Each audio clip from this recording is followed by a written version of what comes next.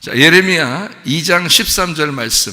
내 백성이 두 가지 악을 행하였나니 곧 그들이 생수의 근원되는 나를 버린 것과 스스로 웅덩이를 판 것인데 그것은 그 물을 가두지 못할 터진 웅덩이들이니라. 아멘. 생수의 근원 되시다. 이 생수의 근원이 누구라는 거예요? 그러니까 하나님이라는 거죠. 생수의 근원을 하나님이라. 그러니까 너희들이 하나님을 버렸다, 그 말이에요. 그 말을 이제 다른 말로 생수의 근원 되는 하나님, 나를 버렸다, 이렇게 표현한 것입니다. 그러니까 생수의 근원이라는 걸 우리가 알아야 되겠죠, 그죠? 생수라는 건 뭐냐면 하이, 마임이라는 단어예요. 하이 그러면 이제 뭐 안녕 하이 이런 것도 우리 영어로 하이지만 사실 하이 그러면 히브리 말로 살아있다라는 말이에요. 살았다, 산 그리고요. 그러니까 뭐 하와도 그렇죠. 하와도 살아있는 하이가 들어갔단 말이에요. 그러니까 이 하이가 들어가면 살아있다는 걸 의미하는 거예요. 그래서 하이, 생수할 때 하이, 살아있다는 말이고, 그리고 수라는 게 이제 마임이라는 말이에요. 물이에요, 물. 그러니까 살아있는 물. 그래서 하이, 마임 그런단 말이에요. 하이, 마임. 그러니까 쉽죠. 그러니까 살아있는 물, 마임이라는 거예요. 이렇게 그걸 이제 생수라고 그러거든요. 그러면 이제 거기에 근원되는 걸 버렸잖아요. 생수는 생수인데 생수를 버린 게 아니라 생수의 근원되는 것을 버렸다, 이렇게 표현하잖아요, 그죠? 생수의 근원. 그래서 그 근원이라는 이 단어를 찾아보니까 마코르라는 단어예요. 마코르라는 이 단어는 어떤 의미를 가지고 있냐면, 이 근원이 파진이라는 단어예요. 웅덩이, 그러니까 이렇게 파진, 근원, 그러니까 행복의 지혜의 원천, 지식의 원천 할 때 그 샘, 우물, 샘 알죠? 샘, 우물, 그런 말이에요. 그러니까 이게 우물이라는 말이고 샘이라는 말이에요. 여러분 요한복음 4장에 보면 사마리아 여자가 어디로 오죠? 거기 우물에 왔죠, 그죠? 야곱의 우물에 왔다고요. 이 야곱의 우물 안에는 뭐가 있었을까요? 물이 있었단 말이에요. 그거를 먹어야 하루하루를 살았어요, 그 여자가. 그래서 날마다 올 수밖에 없었단 말이에요. 그게 야곱의 우물이었거든요. 근데 느닷없이 누가 나타나셨어요? 예수님이 나타났어요. 예수님이 나타나가지고 하는 말이 자기가 생수라는 거예요. 근데 어떤 생수냐 봤더니 하늘에서 온 생수라는 거예요.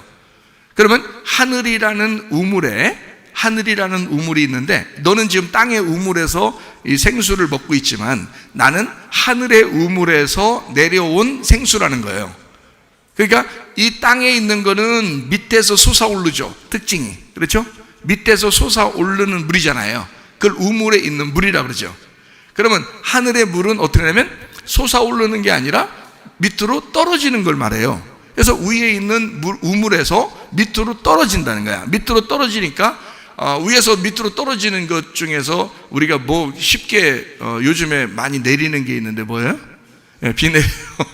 비 내린다고요. 그래서 이 비가 내린다 할 때, 그래서 비가 너무너무 좋은 거예요. 위에서 내리는 거니까, 이 사람들이 생각할 때. 그래서 중동 지역이나 뭐 이런 데 비가 많지 않잖아요. 그러니까 비가 한번 오면 막 동네 사람들이 다 나와요. 학교도 다 쉬고 공부도 안 하고 나와요. 그래서 비 맞습니다. 비 맞습니다. 이게 축복이라고 생각하기 때문에 그래요. 위로부터 내려오는 물이기 때문에. 이게 위에 있는 생수거든요. 위에 있는 우물에서 내려오는 생수예요. 그러니까 생수의 근원이 하나님이다. 그러니까 위에 있는 우물은 하나님이고 하나님에게서 내려온 생수는 예수님인 거죠. 그렇죠? 그러니까 생수는 예수님인데, 예수님은 뭐 어차피 줘도 못 마셔요. 사람들이 모르니까. 그러니까 예수님이 자기 걸 마셔라 그러죠. 나를 마셔라, 그래야 네가 영원히 산다, 이렇게 말하죠. 요한복음 4장에도. 그래서 하늘에서 내려온 내가 생수니까 나를 마셔야 된다 그러고요. 요한복음 6장에 보면은 예수님이 나는 살과 피를 가지고 있는데 위에서 내려온 생명의 떡이야. 그러니까 너희들이 나의 살과 피를 먹고 마셔야 돼. 그래야 너희들이 영원히 살 수 있어, 영생할 수 있어. 그러니까 예수님의 살과 피가 다른 말로 말하면 뭐라는 거예요? 생수라는 거죠. 생수가 다른 말로 말하면 뭐라는 거예요? 예수님의 살과 피가 된다는 거죠. 그것이 뭐예요? 그러니까 예수님은 하늘에서 이 땅에 내려온, 그러니까 밑에 지하에서 올라온 게 아니라 하늘에서 위에서 떨어진 복음이라는 얘기예요. 그래서 살과 피를 복음이라 그렇게 말하는 거고요. 그래서 너희들이 복음을 먹어야, 복음을 들어야, 그래야 영원히 살 수 있다라는 그런 말이고요. 그리고 위에서 내려오는 물, 생수를 마셔야 영원히 살 수 있다. 그래서 이걸 영생이라 그렇게 말하는 거예요. 그러니까 예수님의 살과 피를 먹었을 때, 먹고 마셨을 때 너희는 영생한다 이렇게 말하죠. 그죠? 요한복음 6장에. 그리고 요한복음 4장에는 사마리아 여자한테 내가 누군지 알았다면 영생하는 물이 무엇인지 알았다 이거예요. 생수가 무엇인지 알았고 너는 그것을 구했을 것이다 이렇게 말하죠. 위로부터 내려오는 물이라는 거죠. 이게 성경에 나와 있는 위로부터 떨어지는 물, 이걸 예수님이라 이렇게 말하는 거예요. 이걸 복음이라는 거죠. 여러분, 우리는 밑에서 솟아오르는 물도 물론 먹어야 되는 야곱의 우물에서 먹어야 되지만, 그러나 위로부터 떨어지는 그 물을 마셔야 됩니다. 그렇게 마셔야 여러분이 영생하는 거예요. 생명수거든요. 그게 나를 살리는, 영혼을 살리는 거거든요. 이 땅에서 솟아오르는 건 우리의 몸을 살리겠지만 하늘에서 떨어지는 물은 우리의 영혼을 살리는 거예요. 그러니까 생수의 강, 위로부터 내려오는 그 물을 마셔야 된다. 하늘에도 생수의 강이 흐르죠. 거기에 생명나무가 있다 그랬어요. 요한계시록에 보면. 그렇죠? 예, 그게 생수의 강, 거기서 흘러내려오는 물, 이게 위로부터 내려오는 물이란 말이에요. 그게 예수님이라는 거죠. 네, 그렇게 여러분과 제가 이제 이걸 알아야 되는데요. 이 마코르라고 하는 이 단어가 이 우물이라는 파진 웅덩이, 이 물이라는 건데요. 생수, 이 근원인데 그게 쿠르에서 왔어요. 이게 쿠르라는 단어가 고랑을 파다라는 단어예요. 그리고 벽으로 둘러싸다, 벽을 세우다 이런 의미입니다. 그리고 파괴하다, 뭐 그런 의미도 있어요. 왜 그런 의미를 썼는지 모르겠는데, 그런 의미가 있는데 왜 그런 의미가 있는지 모르겠어요. 그 말은 무슨 말이냐면 이 밑에서 판 웅덩이에서 먹는 자들이 파괴가 된다라고 하는 그런 의미예요. 그러니까 이게 무슨 의미냐면, 이게 웅덩이를 팠어요. 근데 거기에 물이 고이죠.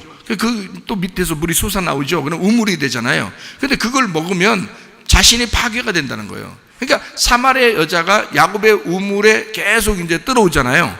들어오는데 오면 올수록 자기가 어떤 걸 발견해요? 허무하고 공허하고 죽을 것 같은 거예요. 자기가 날마다 그걸 먹으면 먹을수록 자기는 이상하게 희망이 없는 거예요. 소망이 없어요. 예수님을 만나기 전까지 그 여자는 소망이 없었다는 거죠.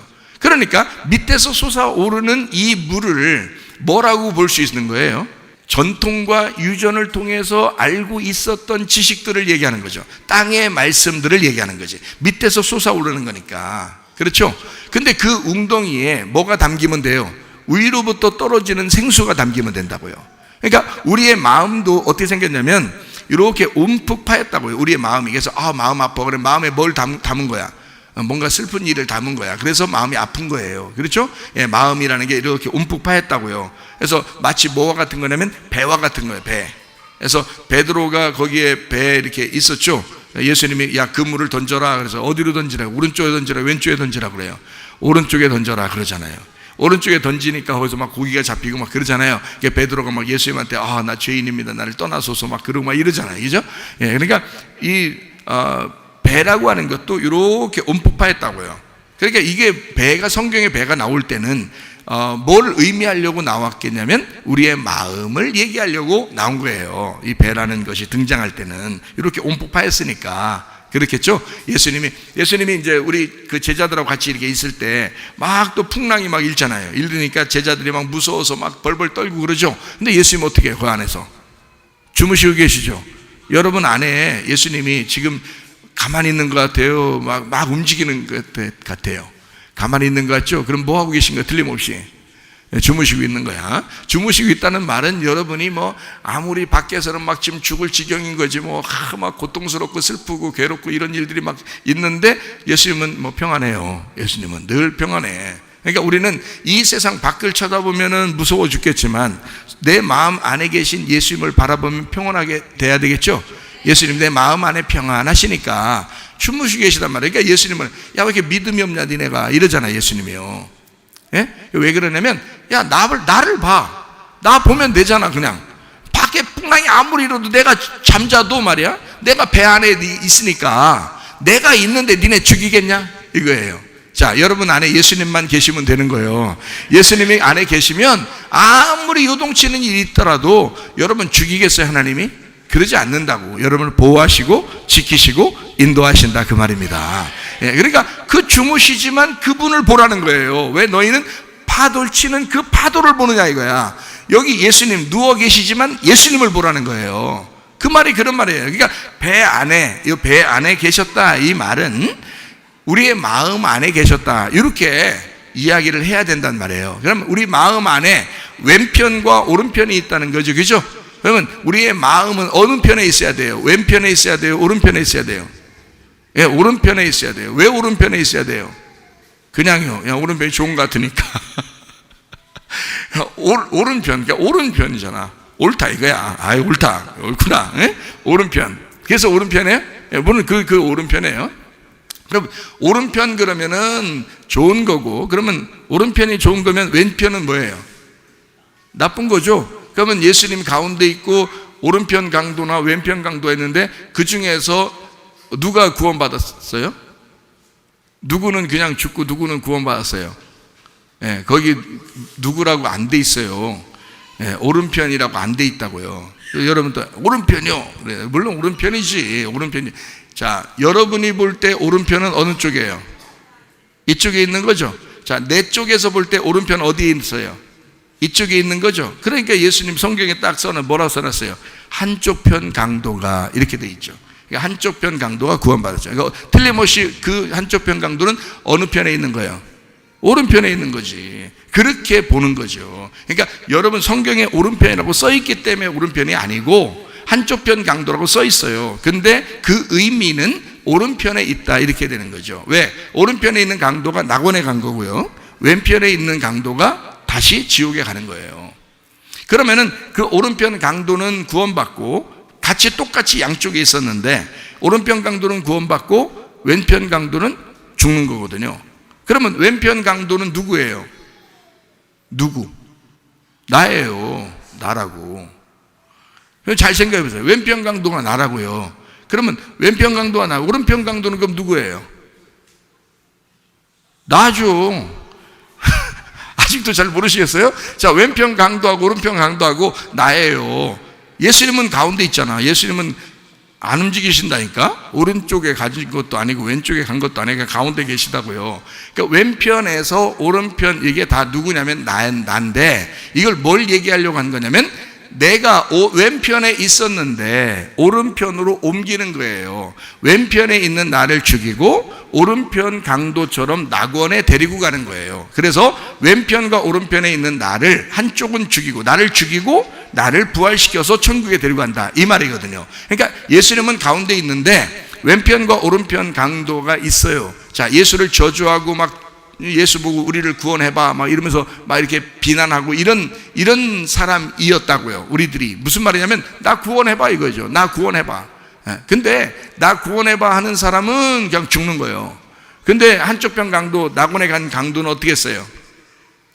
당신이 그 나라에 임할 때 날 좀 기억해 주십시오. 그래. 난 죄인입니다. 기억해 주십시오. 그런 거죠.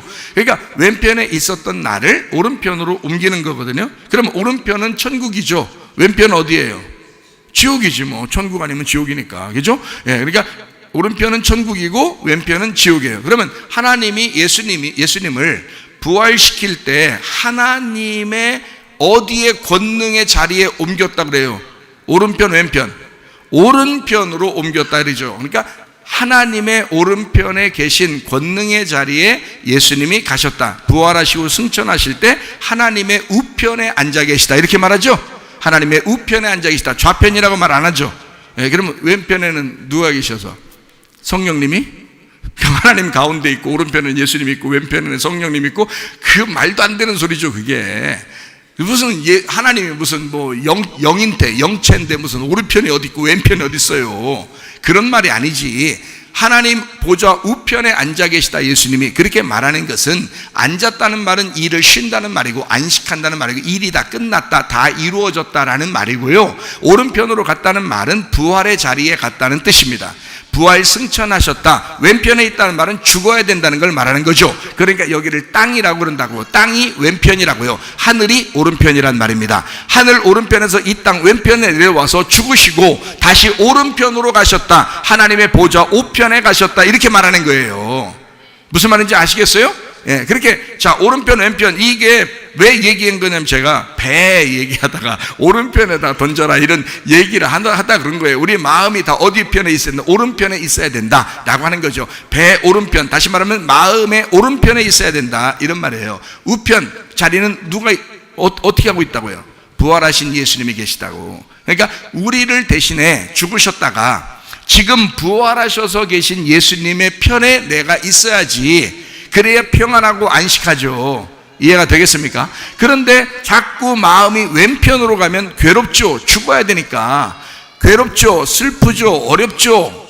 무슨 말인지 알겠어요? 왼편에 있으면 그렇게 되는 거고, 우편에 가게 있으면 아하, 벌써 부활하신 주님, 나를 위해서 승천하시고 주님께서 기다리시는 주님, 나와 함께 하시는 주님, 이렇게 좋은 방향으로 오른편이라 이 말이에요. 그런 말인지, 무슨 말인지 알겠죠? 그죠?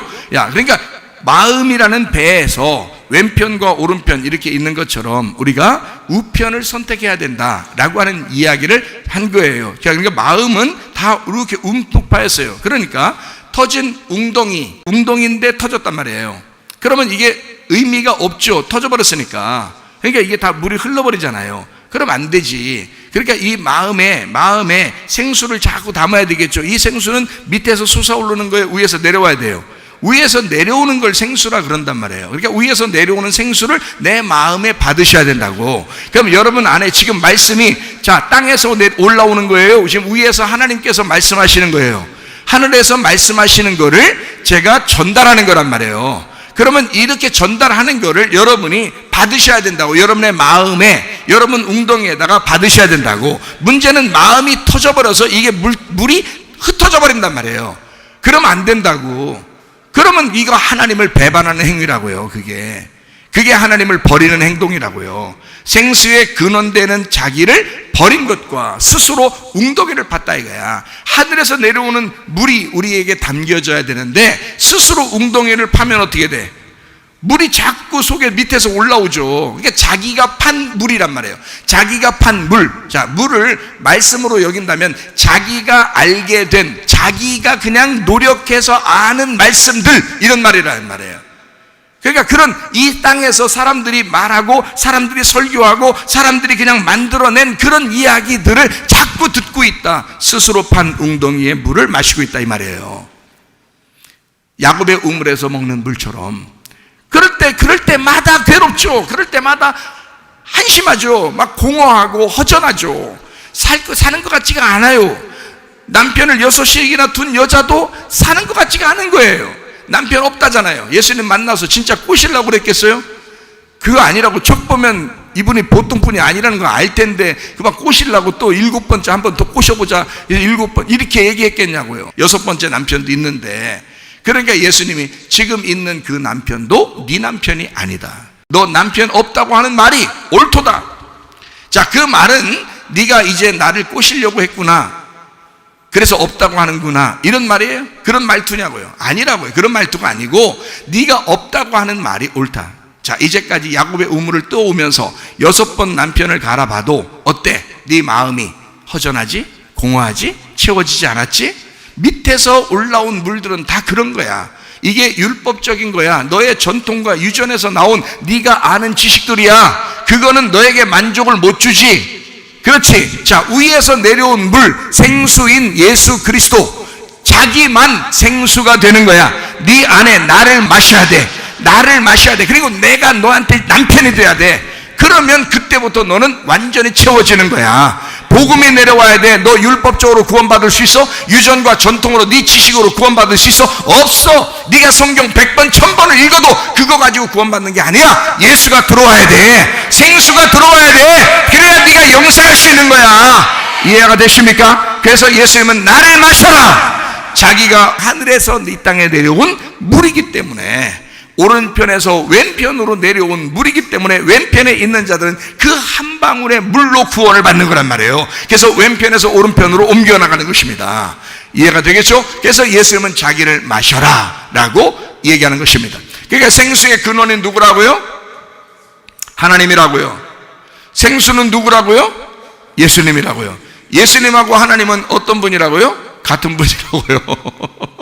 생수나 생수의 근원이나 같은 분이라고요. 그러나 생수의 근원이 있으니까 생수가 나온 거지. 이해가 돼요? 그러니까 생수의 근원을 하나님이라 그러는 거예요. 예수님은 누구 때문에 나온 거예요? 누가 있어서 나온 거예요? 하나님이 계시니까 예수님이 나온 거죠. 그래서 하나님 그 안에 생수가 있었다. 그 생수가 우리한테 내려왔다 이 말이죠. 이해가 되시겠습니까? 그러니까 생수를 마셔야 된다. 그래야 우리가 산다. 자, 우리가 누가 저한테 질문해요. 김지사님이 저한테 질문해요. 빛이라는 것과 광명체라고 하는 발광체 아시죠? 그래서 이것이 이 단어가 오르와 마오르인데 이 차이를 좀 설명해 주십시오라고 이야기를 이제 예배 전에 잠깐 물어보길래 제가 설명을 했어요. 오르라고 하는 건 빛입니다. 빛. 마오르라고 하는 것은 그 빛을 담고 있는 그릇이에요. 마오르라고 하는 것은 마라고 하는 게 장소고요. 오르라는 게 빛입니다. 그러니까 오르를 담고 있는 장소를 말하는 거예요. 그게 마오르예요. 그러니까 성경에는 창세기 1장 3절에 빛이 있으라니까 빛이 있었다. 이 빛은 오르입니다. 오르. 그런데 넷째 날에 보면 광명체가 나타나죠. 태양과 달과 별 이렇게 광명체가 나타납니다. 그거는 발광체라고도 해요. 그러니까 발광하는 거죠.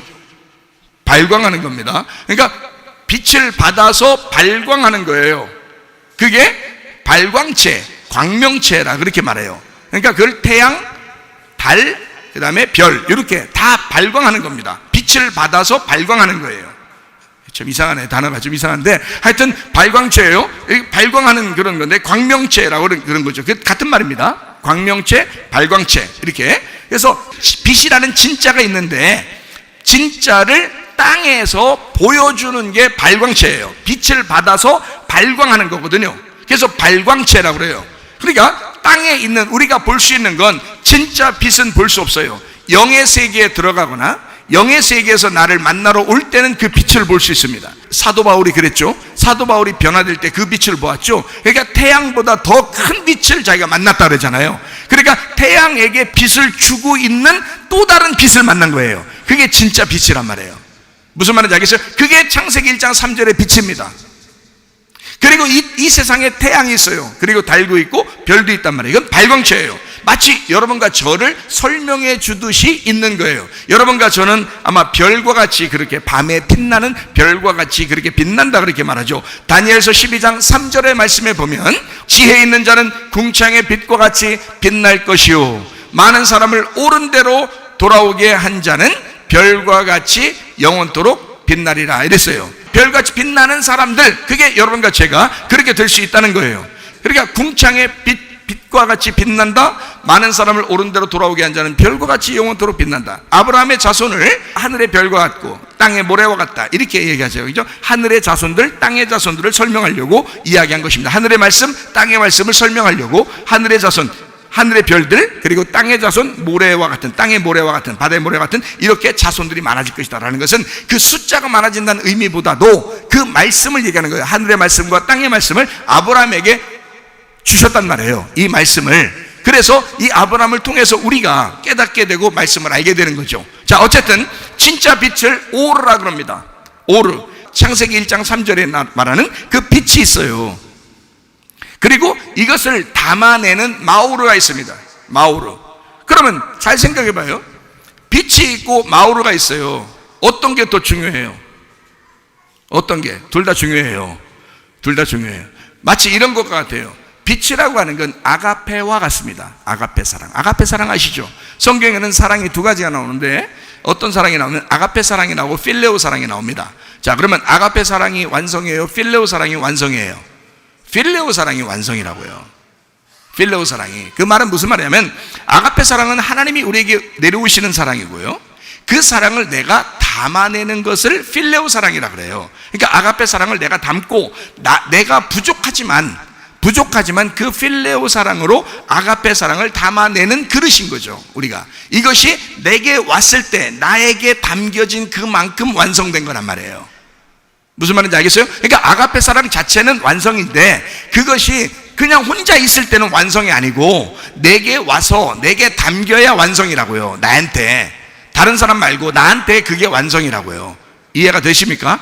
그래서 필레오 사랑이 그만큼 중요하다. 그래서 예수님은 베드로하고 요한복음 21장에 만나서 너나 사랑하느냐, 너나 사랑하느냐, 너나 사랑하느냐 했을 때 첫 번째, 두 번째를 아가페 사랑하느냐 물어봤습니다. 세 번째 필레오 사랑하느냐 물어봤어요. 왜 그렇게 물어봤냐면 베드로가 첫 번째 아가페라고 예수님이 물어봤을 때 베드로가 나 필레오 합니다 그랬어요.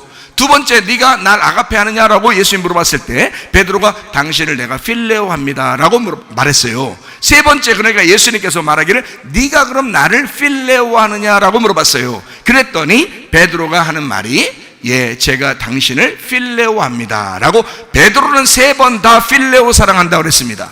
그때 예수님이 뭐라 그래? 베드로한테 내 양들을 쳐라, 내 양들을 돌봐줘라, 내 양들을 먹여라 그런다고요.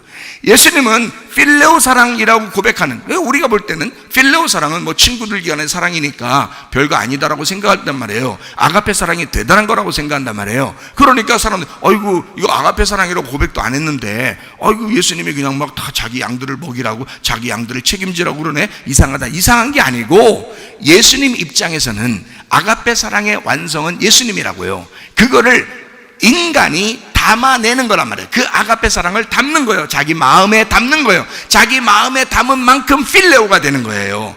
그 담은 거. 그래서 베드로가 예수님을 드디어 깨달았다는 것입니다. 아가페라는 당신을 내가 깨달았습니다. 내가 당신의 아가페를 담아내고 있습니다. 그러니 나는 당신을 친구처럼 진짜 필레오합니다. 이 사랑하겠습니다. 그렇게 고백한 거라고요. 그랬더니 예수님이 그래, 너 입장에서는 필레오가 맞는 얘기지 그 말입니다. 네가 아가페 사랑을 하는 게 아니야. 내가 아가페니까. 내가 아가페 사랑, 하늘에서 이 아가페 사랑으로 내려왔으니까 그 아가페 사랑을 네가 담아냈구나. 네가 그릇이 되었구나. 드디어 필레오라는 그릇이 되었구나. 이렇게 여긴단 말입니다. 그게 그 베드로의 완성이에요. 베드로는 그 사랑의 완성을 한 거라 이 말이에요. 무슨 말인지 알겠어요? 베드로가 완성한 게 아니죠. 예수님의 아가페가 완성됐기 때문에 그 예수님을 담아내고 필레오로 완성했다 이 말입니다. 이해가 되겠어요? 자, 빛이라는 오르가 있어요. 뭘로 완성하겠어요? 마오르라고 하는 내가 빛을 담아내는 그릇이 될 때, 빛이라는 오르를 내가 마오르가 돼서 빛을 담아낼 때 완성이 된다고요. 그래야 땅에 비춰진단 말입니다. 잘 생각해보세요. 여러분과 저는 마오르예요. 마오르 그릇이란 말이에요. 빛이 아니라 그릇이라고요. 빛이 우리 속에 담기니까 비춰지는 거란 말이에요. 나를 통해서 비춰지는 거라고요. 말씀이 내가 말씀이 아니라 말씀이 내게 오니까 그 말씀이 나를 통해서 전달된단 말입니다. 이해가 돼요? 자, 내가 마오르예요. 그러면 이 빛이 내게 들어왔어요. 그러면 내가 감추어 놓으려고 해도 이 빛이 발산된단 말이에요. 그래서 발산되니까 내가 발광체가 되는 거라고요. 이해가 돼요? 예수님은 빛 자체고 우리는 발광체가 되는 거죠. 그래서 예수님이 이렇게 말하죠. 요한복음 1장 9절부터 12절까지 말씀 한번 봐봐요. 참 빛 곧 세상에 와서 각 사람에게 비추는 빛이 있었나니 그가 세상에 계셨으며 세상은 그로 말미암아 지은 바 되었으되 세상이 그를 알지 못하였고 이 빛을 몰랐대요. 빛이 세상을 지었답니다. 창조했대요. 근데 세상이 그걸 몰랐답니다. 세상에. 자, 모르고 그 다음에 자기 땅에 왔어요. 자기 백성이 영접하지 아니하였답니다. 근데 어떻게 한다? 12절에 보니까 영접하는 자 곧 그 이름을 믿는 자들에게는 하나님의 자녀가 되는 권세가 됐다. 하나님이 된다. 하나님의 자녀가 된다. 하나님의 자녀가 된다. 어떤 사람에게? 그 빛을 영접한 사람에게. 그 빛을 다른 사람들은 영접하지 않았는데 이 빛을 영접하니까 내가 마오르가 됐다 이 말이야. 빛의 그릇이 됐단 말이에요. 영접하니까. 그러니까 그 하나님의 내가 자녀가 됐다 이 말이야. 그죠? 하나님이라는 빛에 내가 자녀가 되었다 이렇게 되는 거죠. 그러니까 그 하나님 자신이라는 빛을 하나님의 자녀를 통해서 나타내겠죠. 빛을. 바로 그것입니다. 여러분과 저는 이 세상에 소금이요 빛이 되셔야 합니다. 그러니까 빛 자체가 아닌데 빛을 발광하는 사람이란 말이에요. 이 속에 누가 담겨 있으니까? 빛이 담겨 있으니까. 빛이 담겨 있으니까. 자, 사랑을 우리가 원래부터 사랑할 수 있는 사람이에요? 괜히 흉내나 내고 그러는 거 아니에요? 솔직히 진짜 사랑할 수 있어요? 못해요. 진짜 사랑은 예수님이십니다. 하나님이셔요. 하나님이 사랑이시니까 이 땅에 자기 사랑을 이 땅에 내려보냈어요. 그게 아들이에요. 그게 예수님이라고요. 그 아들을 내가 담아냈어요. 그 아가페라는 사랑이 위로부터 뚝 떨어졌네. 떨어지니까 내가 그거를 담았어요. 영접을 했단 말이에요. 그러니까 내가 이 빛의 마우르가 된 거예요. 이 사랑의 필레오가 된 거예요. 이 하늘에서 뚝 떨어진 그 사랑을 담고 내가 필레오가 돼버린 거예요. 이해가 되겠어요? 그래서 그 속에 있는 아가페 사랑과 나라는 필레오가 서로 사랑을 하게 되는 겁니다. 그랬더니 그 속에 있는 아가페가 자기 잘난 체 하지 아니하고 우리를 갖다 뭐라고 그러면, 야, 너희들은 나의 친구야, 이런단 말이에요. 요한복음 15장 12절부터 17절.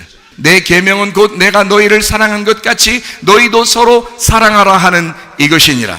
사람이 친구를 위하여 자기 목숨을 버리면 이보다 더 큰 사랑이 없나니 너희는 내가 명하는 대로 행하면 곧 나의 친구라. 친구라라는 게 뭐냐면 필레오니라, 그 말이에요. 나의 필레오야. 너희들은 나의 필레오야, 그 말이에요. 우리를 필레오로 여기시는 거예요. 우리 자신이 아가페 될 수는 없잖아요. 아가페라는 사랑이 될 수는 없어요. 그러나 필레오로 아가페 사랑을 담아낼 수는 있다고요. 그분을 영접할 수는 있다고요. 이해가 되십니까? 너희가 내가 명하는 대로 행하면 나의 친구라 그랬어요. 이제부터는 너희를 종이라고 하지 아니하리니 종은 주인이 하는 것을 알지 못함이라. 너희를 친구라 하였다. 다 필레오라 한 겁니다. 내가 내 아버지께 들은 것을 다 너희에게 알게 하였음이라. 너희가 나를 택한 것이 아니고 내가 너희를 택하여 세웠나니 이는 너희로 가서 열매를 맺게 하고 또 너희 열매가 항상 있게 하여. 자, 이 열매는 스스로 우리가 가지고 있는 열매예요? 아니면 나를 통해서 열매로 나타나시는 속에 진짜 빛이 있는 거예요? 속에 진짜 빛이 있으니까 열매로 나타나는 거고, 속에 진짜 아가페가 있으니까 필레오로 나타나는 거란 말이에요. 이해가 돼요? 그게 열매라는 거예요. 그러니까 내 스스로 뭔가 노력해서 열매가 나타나는 게 아니란 말이에요. 그건 다 가짜 열매예요. 너희들의 열매는 다 가짜죠. 예수가 있는 그 예수가 열매로 나타나는 거죠. 사과 나무니까 사과 열매가 나타나는 거야. 배 나무가 될 때 배 열매가 나타나는 거죠. 이해가 되겠습니까? 주인이 누구란 얘기예요? 예수님이라는 얘기야. 주인이 그 빛이라는 거야. 그게 중심이라는 거야. 주인이 그 아가페라는 거야. 그 사랑이라는 거예요. 우리는 그걸 담아내는 그릇이라는 거죠.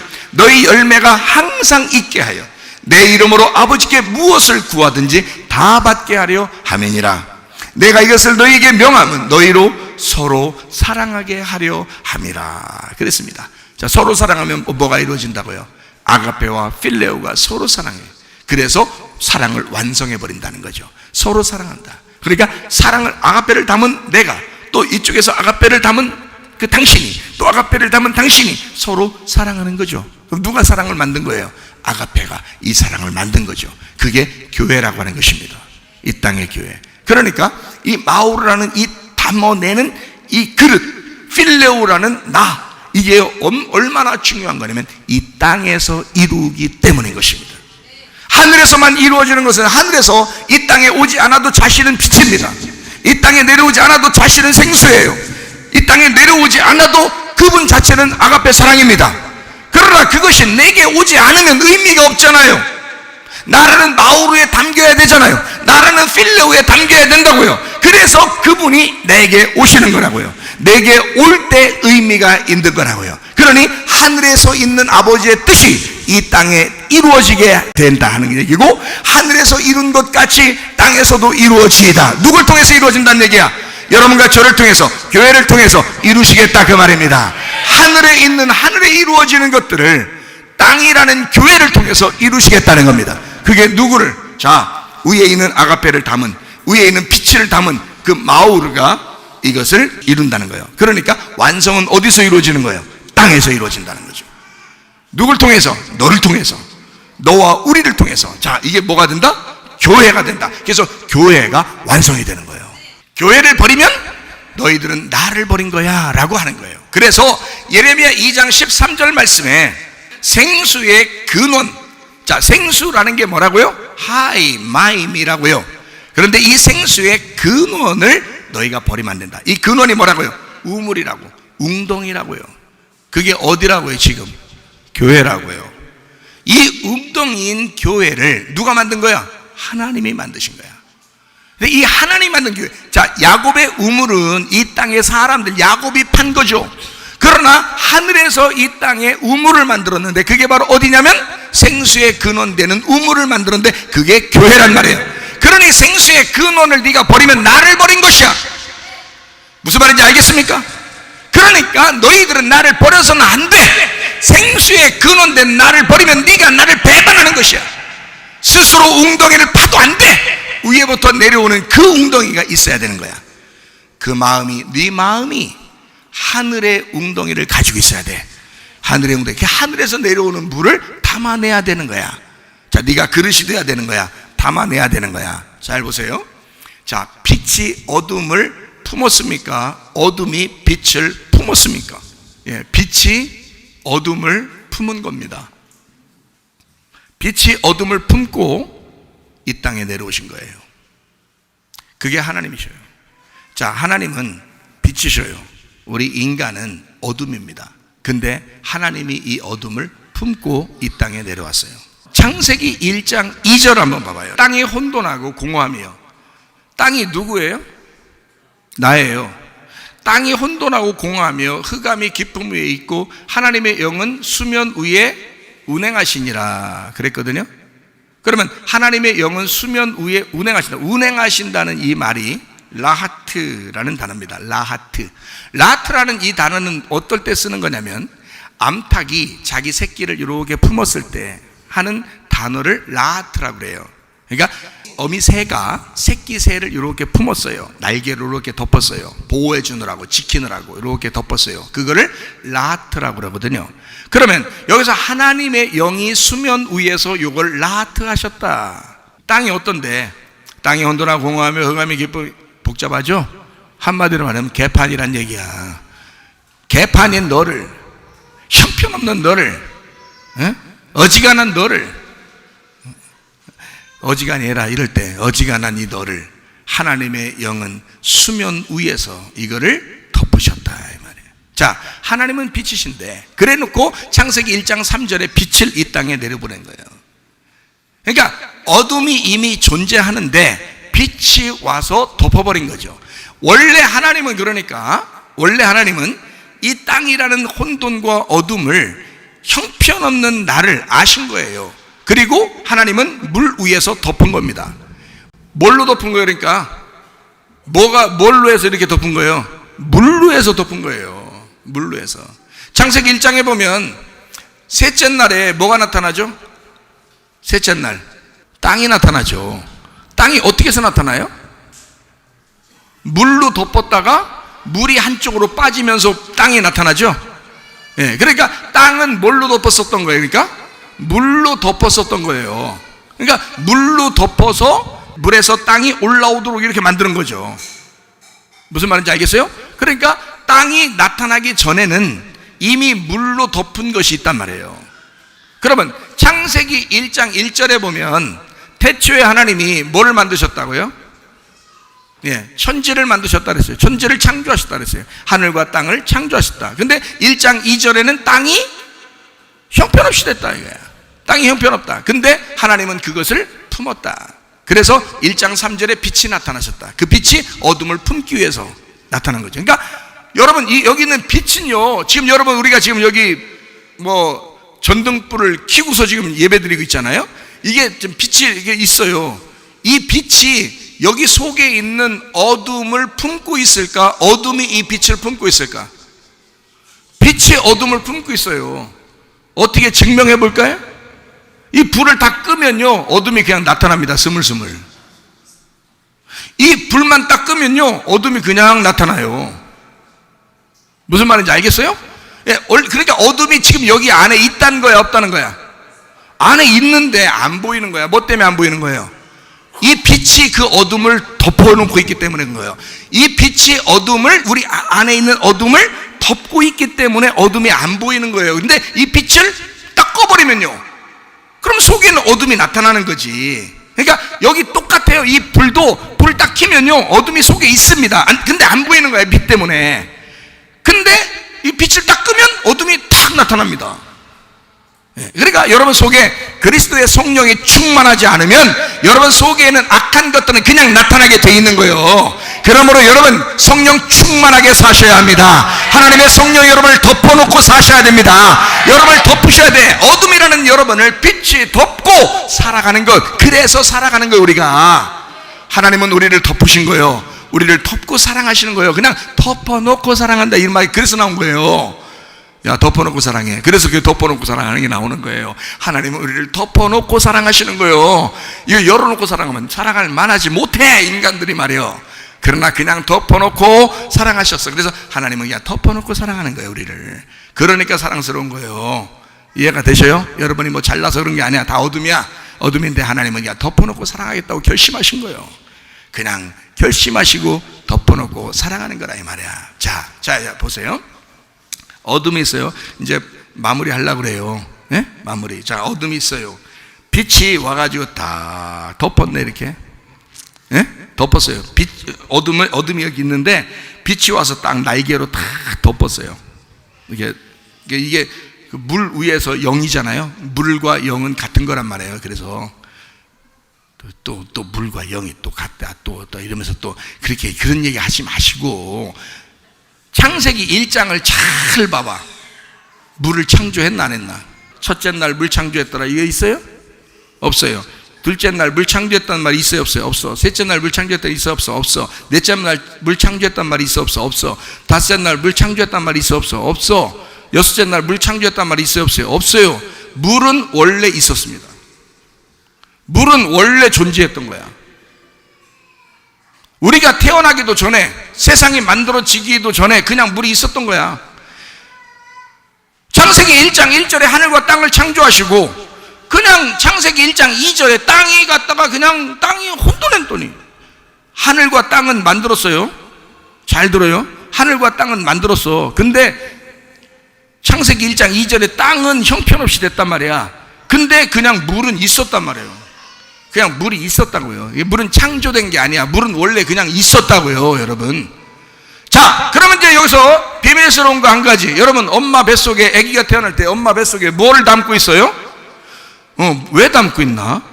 모래 같은 거 담고 이런 거 않고 왜 물을 담고 있어요? 그럼 아기가 그럼 어디서 놀고 있었던 거야? 물속에서 놀고 있었던 거야. 그럼 아기 입장에서는 지금 물이 원래부터 지금 속에 있으니까, 그리고 원래 엄마가 아기를 안 낳을 때도 배가 이렇게 많이 나와 있는 사람들이 있어요, 없어요? 그 배를 갖다가 이게 뭐가 찬 거예요, 이게? 똥배, 그래서 똥이 찼다 이런 얘기하는 그런 거 말고, 보통 이게 다 이게 뭐예요? 출렁출렁 이게 뭐예요? 예, 이게 물기가 많어. 이게 물기만 쭉 빼도 이게 사람이 이게 다이어트가 될 텐데 말이야. 물기가 많아요. 출렁출렁 된다고. 그래서 누르면 물렁이자 물렁. 예? 물렁. 이게 물이 멀미하는 게 물렁물렁이요. 물이 멀미하는 게 물렁물렁 한다고요.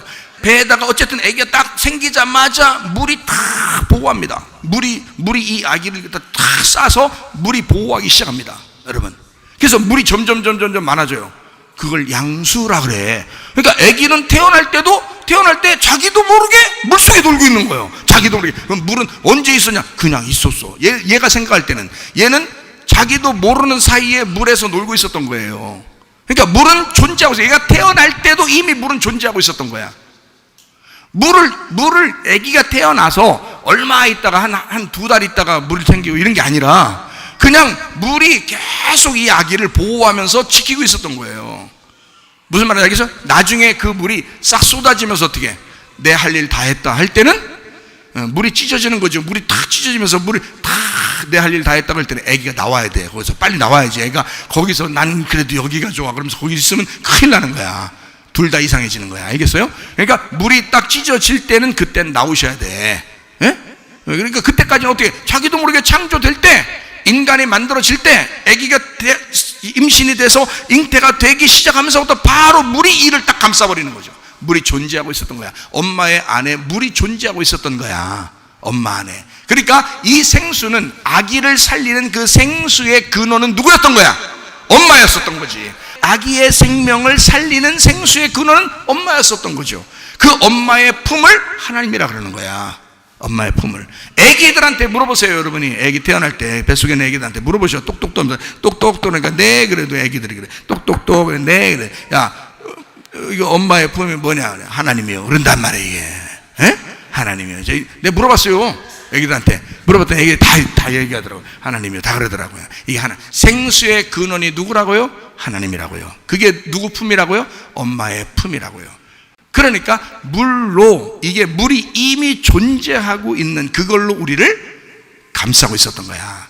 그래서요, 제가 뭐를 깨닫고 오늘 이런 말씀을 하냐면, 제가 조카를 보잖아요. 아기를 보잖아요. 전 아기를 보면서 늘 하나님 말씀을 깨닫습니다. 아기를 보는데요, 아기가요 물을 그렇게 좋아해. 물을요, 물만 틀어놓으면 그렇게 좋아해요. 자, 어디로 돌아가겠다는 거야? 생수의 근원으로 돌아가겠다는 거야. 여러분은 물만 틀으면 좋아하는 게 아니에요. 지저분하다고, 이게 끄끄하다고, 얼른 씻으려고 그래요. 근데 애기들은 얼른 씻으려고 그래요. 한 시간이라도 더 놀으려고 그래요. 더 놀으려고. 물만 틀어줬다면 무조건. 그리고 애기들이 뭘 좋아하나 봤더니 꽃을 좋아하더라고요. 손잡고 지나가는데 말이에요, 길에서 꽃이 산에 피어도 꽃이요, 길에 피어도 꽃이요, 들판에 피어도 꽃이요. 이 꽃을 말이에요, 딱 보면 앉아요. 앉아가지고 그냥 꽃 그러면서 우리를 쳐다봐요. 꽃, 이거. 그러니까 우리가 이건 꽃이야. 그럼 또 이 손을 여기만 하는 게 아니에요. 옆에 또 피었잖아요. 이렇게 해요. 그것도 꽃이야. 그러면 또 손 이렇게 해요. 그럼 우리가 뭐라고 해야 돼? 야, 너무 신경 쓰지 마. 너 피곤해 죽을 거다. 그렇게 안 하고요. 그것도 꽃이야. 자, 여기도 꽃이요, 이것도 꽃이요, 이것도 꽃이구나. 우리 모두 다 주님이 우리를 보실 때는 너도 꽃이야, 너도 꽃이고 너도 꽃이야. 너무너무 아름답다 이게. 애기가 그걸 보여주더라 이 말이야. 애기가, 우리는 하나도, 나는 우리 자신들이 하나도 뭐 별거 아닌 것 같은 느낌, 우리는 아무것도 아닌 존재처럼 여겼지라도 하나님은 우리를 볼 때 너도 꽃이야. 나는 너를 볼 때 꽃이라고 해. 너도 이쪽에도 꽃이야, 저쪽에도 꽃이야, 이것도 꽃이야.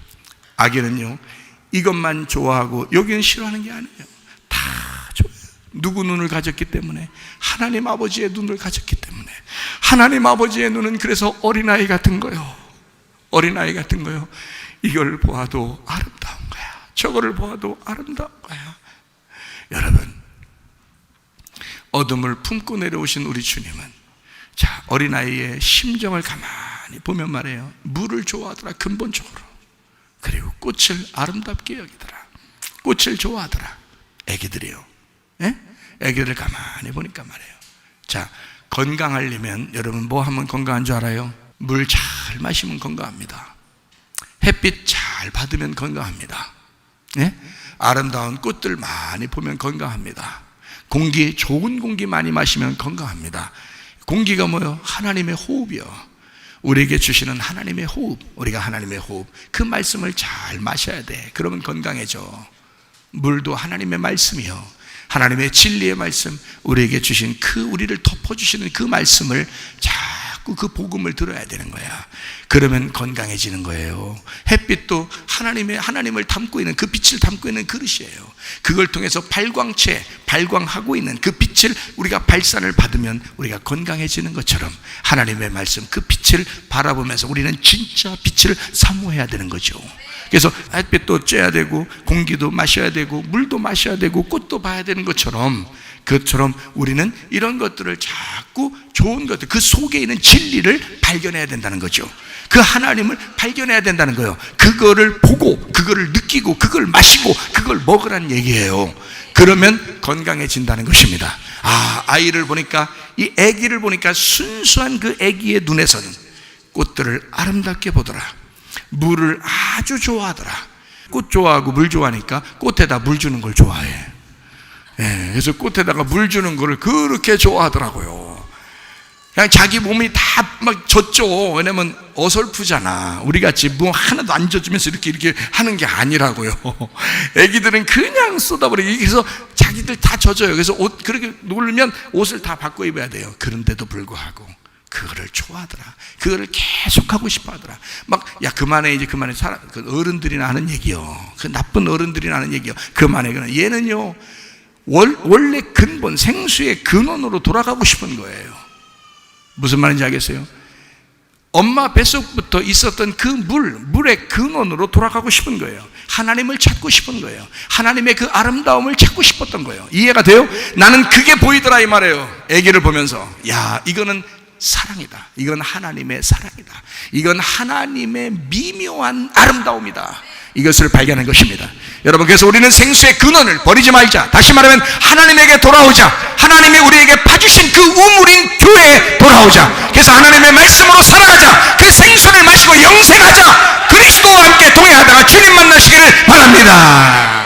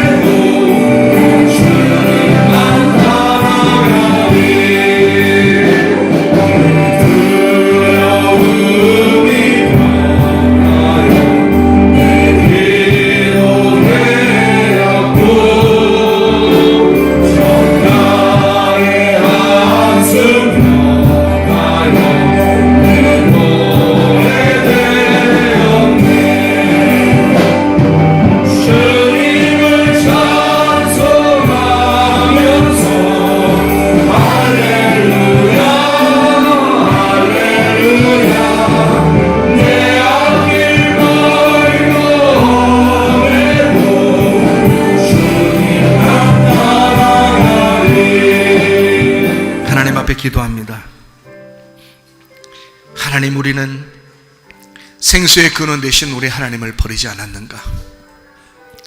하나님, 우리는 생수의 근원 되신 하나님을 우리는 사모했는가? 어린아이 같은 그 마음으로, 그 눈으로 우리 하나님을 바라보며 사모했는가? 위로부터 내려오는 그 생수를 맞아들이고 영접하여 하나님의 자녀가 되기를 원했는가? 하나님, 우리의 마음속에 주님을 깊이 사랑하게 도와 주시옵소서. 생수의 근원 되신 그 하나님을 버리지 않게 도와 주시옵소서. 주의 뜻대로 동행하게 도와 주시옵소서. 우리 한번 기도하겠습니다. 우리 하나님 아버지여, 사랑과 은혜를 감사를 드립니다.